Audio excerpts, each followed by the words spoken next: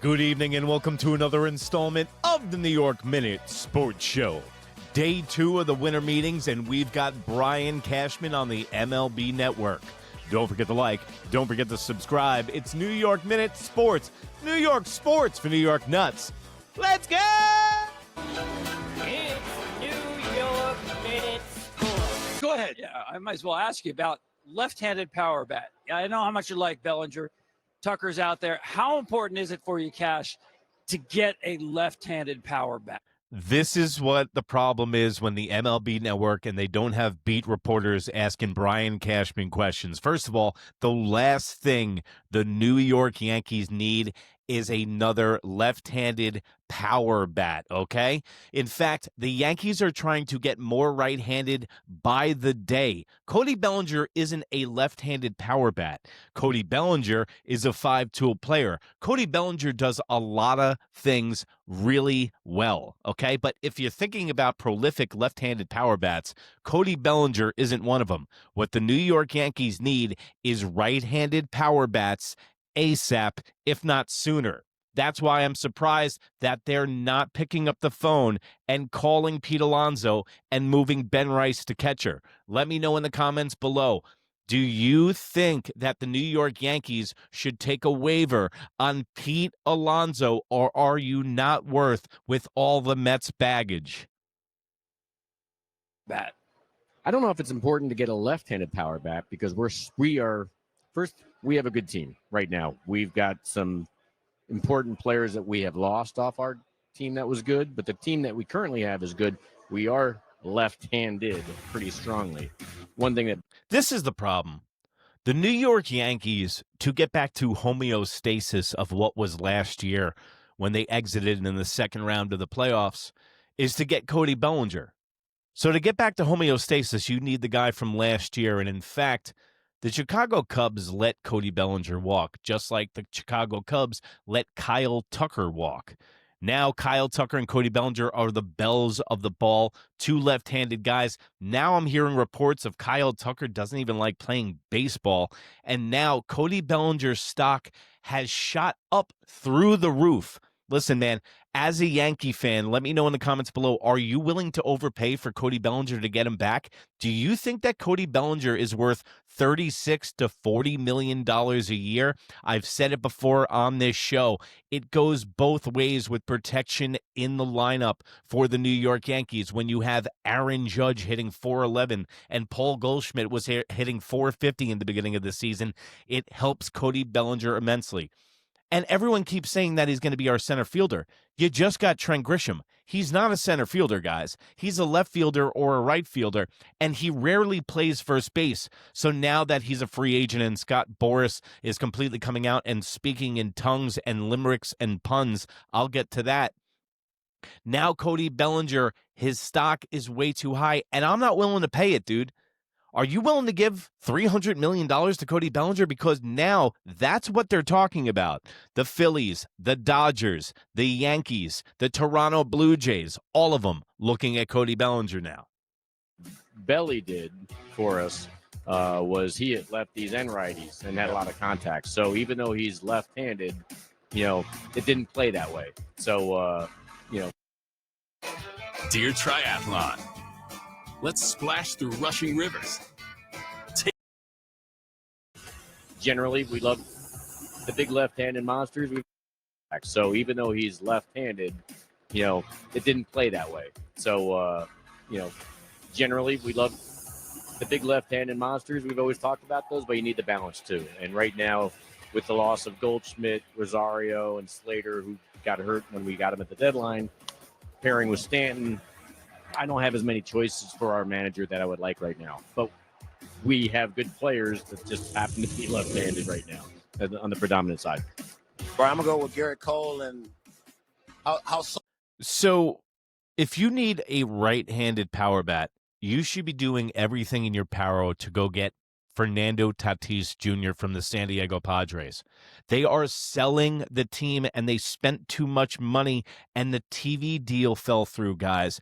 I don't know how much more I have to say it. You can listen to MLB. You can listen to Foul Territory. They're all going to say, nah, Fernando Tatis Jr. is not going anywhere. He's got a house out there. Like it matters.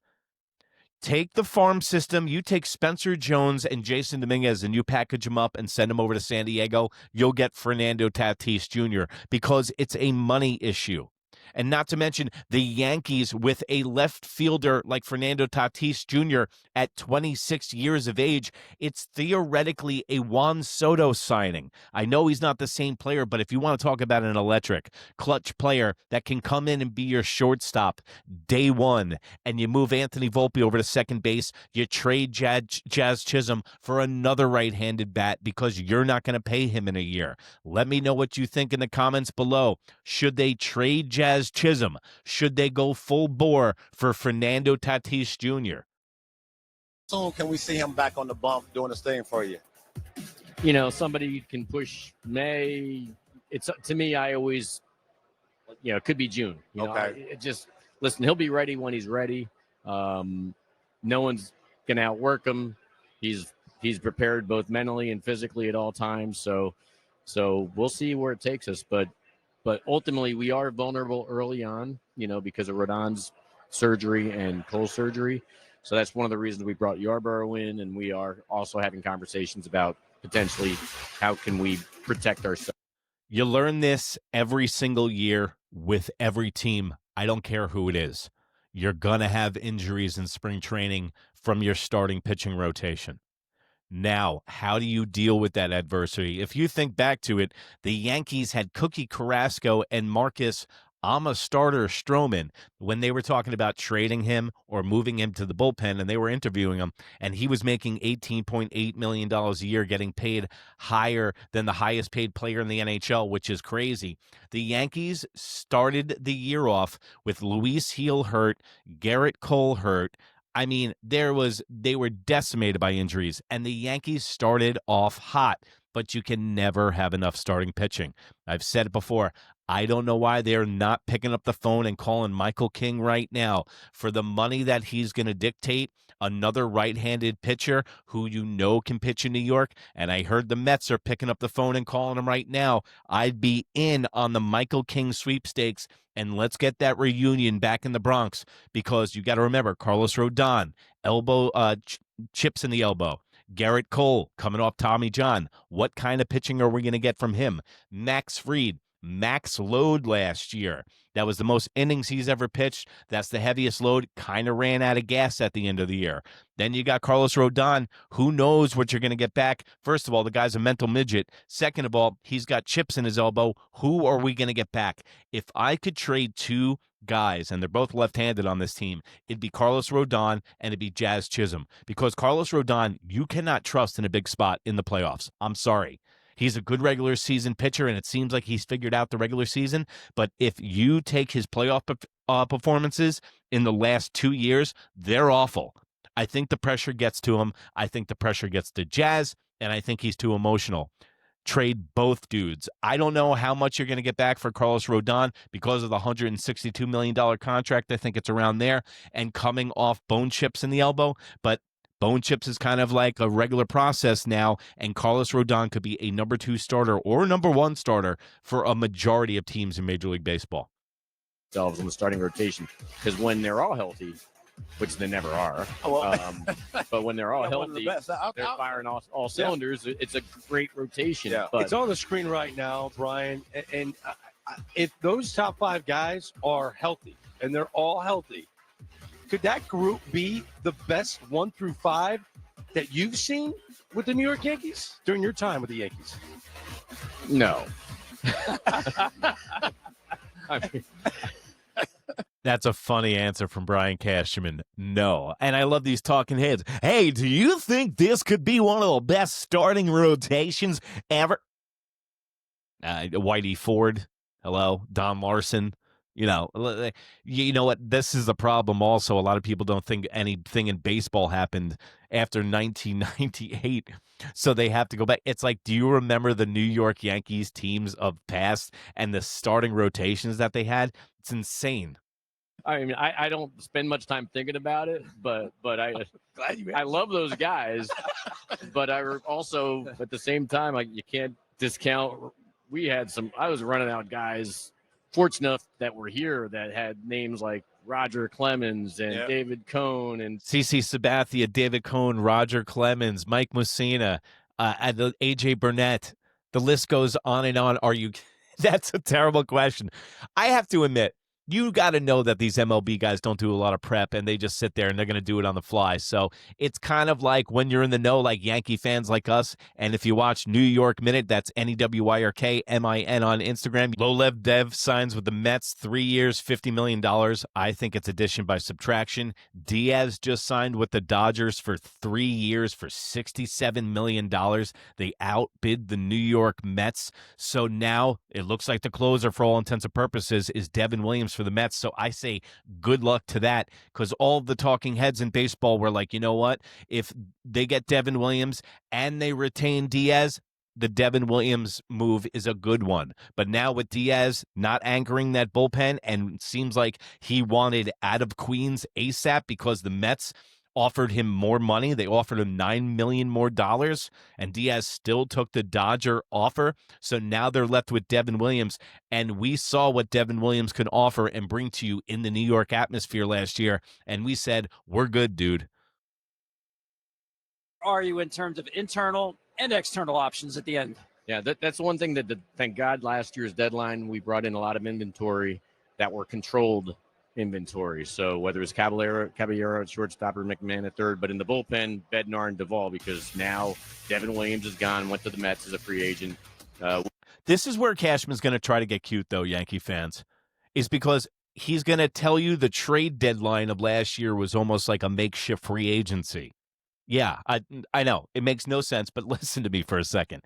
Brian Cashman got guys that are controllable at the trade deadline, like Caballero, like Bird, like Bednar, like Duvall. They all got him for another 2 years, just like he got in the Jazz Chisholm trade deadline. So I see Brian Cashman recalibrating his approach when it comes to the trade deadline and free agency. So I heard a lot of Yankee fans complaining that nothing is happening yet. It's still early, guys, but you're going to see Brian Cashman ring out this playbill and keep singing to you about how he added so many guys last year that we really don't need to add everybody. I was one of those guys that wanted Diaz, but I'm still thinking this is the late 90s, early 2000s, where we're doing an arms race against the Boston Red Sox, and we will go out and get anyone. Remember the days when the New York Yankees went out and got CC Sabathia, AJ Burnett, and Mark Teixeira?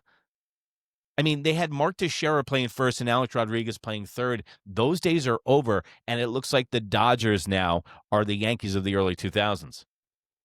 Weaver's a free agent. So right now, trying to build back, I have work to do. You know, we do have, obviously, Bednar that we're excited about, Duvall, Timmy Hill, and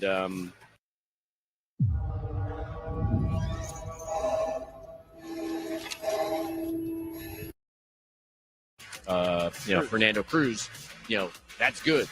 Now I just need to make it deeper and better to make sure that Booney has matchup options every day. And some of that could come from within the system, being promotions, but more likely, you know, we need to import some. As good as you guys were, and from a power standpoint, Brian, I mean, do you ever think about how you can incorporate some speed, get more athletic, where you can, you know, steal a run here or there without having to hit the 3-run homers as much as you guys do? No question about it. Well, that's indirectly him saying, how can you guys not rely on the long ball anymore? This has been a process out of that, guys. You got to remember how unathletic and how rigid and crippled the New York Yankees were with how many old guys they had on this roster about 3 years ago. Now they got the Caballeros of the world, the Jazz Chisholms of the world. Anthony Volpe, I don't know why he doesn't steal more bases. He's not really that good of a base stealer. If you think about it, Cody Bellinger can steal bags. Even Aaron Judge can steal bags when needed. So the Yankees have gotten more athletic. They have got more speed on the bags. But last year they did slightly improve with on the base pads, but still, I say it's subpar. And now the New York Yankees, yes, they need to get more athletic and young. It's youth and athleticism all over Major League Baseball now, and that's what the Yankees are trying to get out of. There's an old saying, it takes you that long to walk into the woods, it's going to take you that long to walk out. One of the things we did a couple of years ago, so Grisham was going to be a good defensive guy that could run. We brought Jazz in at a trade deadline. The previous trade deadline. And now Trent Grisham runs like he's got snowshoes on. He is aging poorly. Also, hamstring issues last year. Couldn't catch up to a lot of balls in center field. 11th in the American League in defensive matrix with center fielders. So you might be looking at Trent Grisham playing left field, Cody Bellinger in center if they re-sign him, and then Jasson Dominguez gets moved in. Guys, let me know what you think about Jasson Dominguez. Do you want him moved, or do you want to keep him at this point? Because I don't know, man.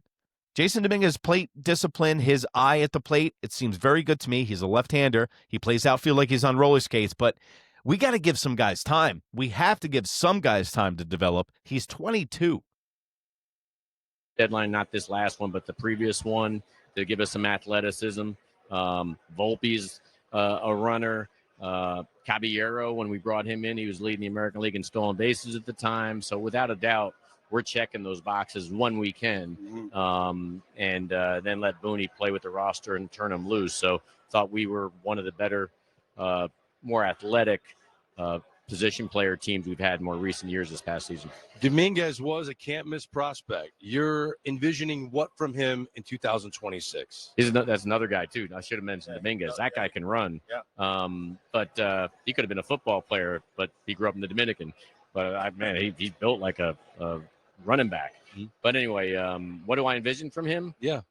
As of right now, spring training started today. I would think, in theory, he'd have to win the job again, but he's got the leg up to be the everyday left fielder. Dude, read between the lines. That was not a resounding reinforcement of one of the biggest touted prospects that I've been hearing about for the last 4 years. That he's going to have, that doesn't sound like a generational piece. That sounds like Brian Cashman is completely out on Jasson Dominguez. And also, why would he speak like that about Jasson Dominguez if he's going to move him? He really didn't build him up that well right now. It doesn't seem like they talk about Ben Rice like that. They definitely didn't talk about Aaron Judge like that. And they didn't talk about his grandson, his nephew, his lover, whatever you want to call it, Anthony Volpe, because Buffoon is completely in love with Anthony Volpe.